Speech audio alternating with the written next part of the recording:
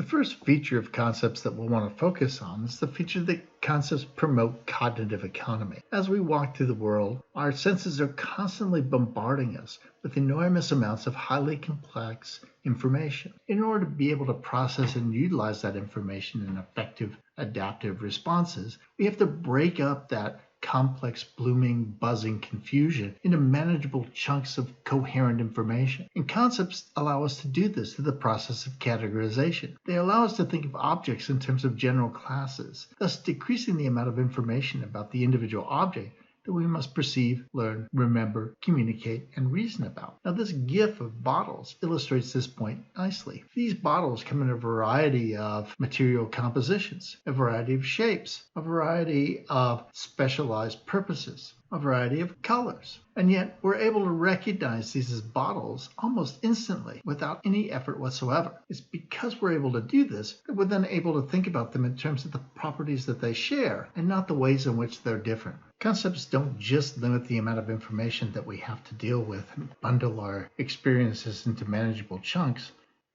Concepts also promote cognitive economy, and the concepts provide one with a general classification of objects, properties, events, and relations, together with ready access to a manageable amount of highly relevant information for interacting with objects of that type, distilled from past experiences.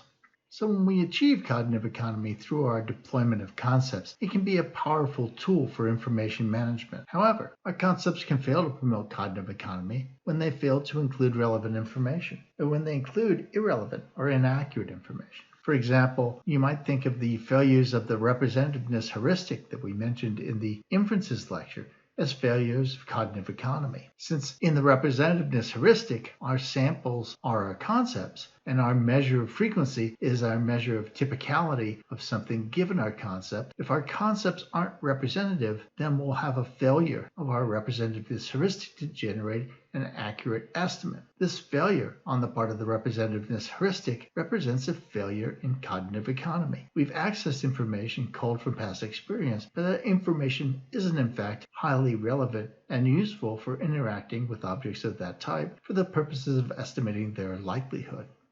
One way that we might get a better handle on the notion of cognitive economy is to use the semi-symmetrical cone of conceptualization to depict the various components that are operative when we perceive something, categorize it, and then through that category access information in our memory. So one important function of concepts and categorization lies in that management of information shows to facilitate the balance between the amount and complexity of information and the limitations both of conscious and unconscious resources. In the best case scenario, the use of concepts facilitates quick categorization, allowing one to perceive, learn, remember, communicate, decide, or reason efficiently by drawing upon a manageable amount of highly relevant information. As a result, promoting cognitive economy emerges as the information management equivalent of tractability in inference and decision-making. Tractable inference and decision-making strategies balance the need to complete the inference or make the decision within the time frame where the result can matter, while utilizing only the available cognitive resources.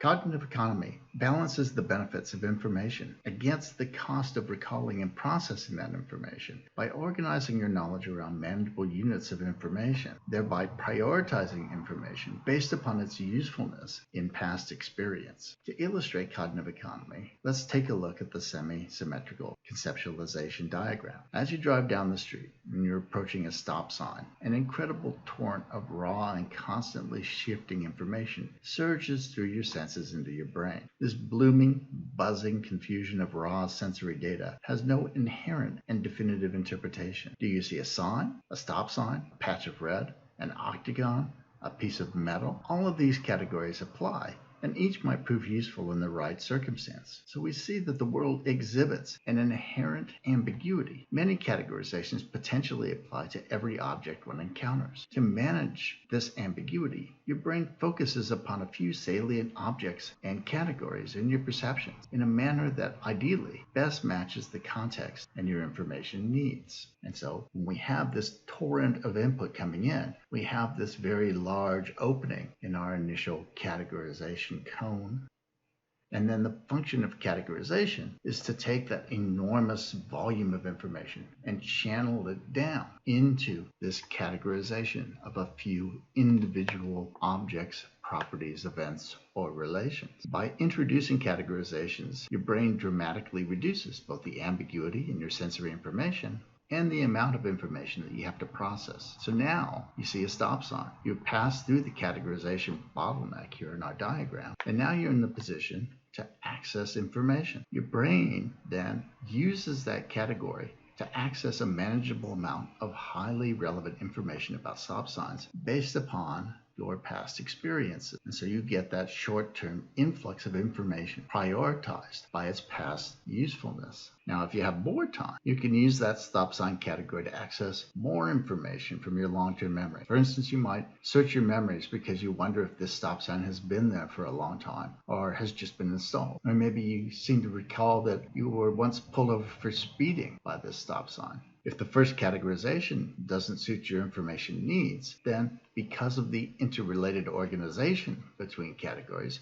you can search related categories quickly and easily. You can even recategorize and begin again so that you have this progressively larger pool of information from memory that you can access given sufficient time. And in this way, the information access is prioritized in accordance with what past experience has suggested is the most important information to have in an adaptive response to the immediate circumstance.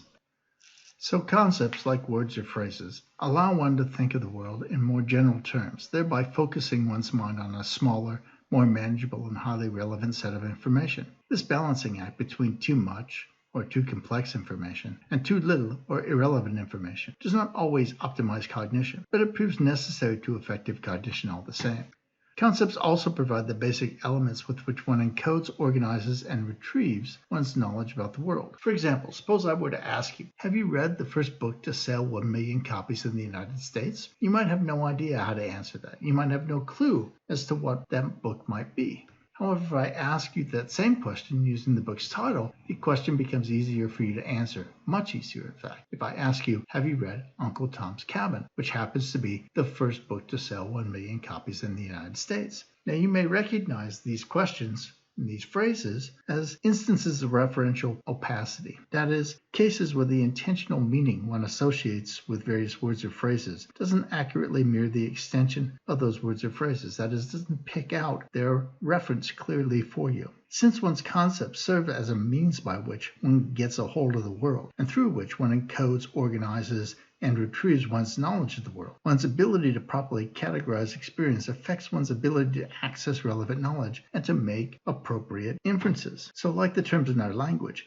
concepts have an intentional meaning and an extensional meaning. They get these meanings because, like terms, concepts are really just bits of the world that we use to refer to other bits of the world. In the case of concepts, one can identify two sorts of intentional meaning: the information guiding one during categorization, when one conceptualizes an object, property, event, or relation under a category, and the larger body of information encoded, organized, and retrieved through one's concepts after categorization. Likewise, concepts like terms have an extensional meaning, consisting of the objects, properties, events, or relations that rightly or wrongly our categories subsume. Whenever one miscategorizes an object, property, event, or relation, one potentially falls victim to a failure in encoding, organizing, and retrieving knowledge. One likewise falls victim to such errors whenever one fails to recognize co-referential concepts or terms, like first book to sell 1 million copies in the United States and Uncle Tom's Cabin, or whenever one experiences a tip-of-the-tongue failure to categorize an object.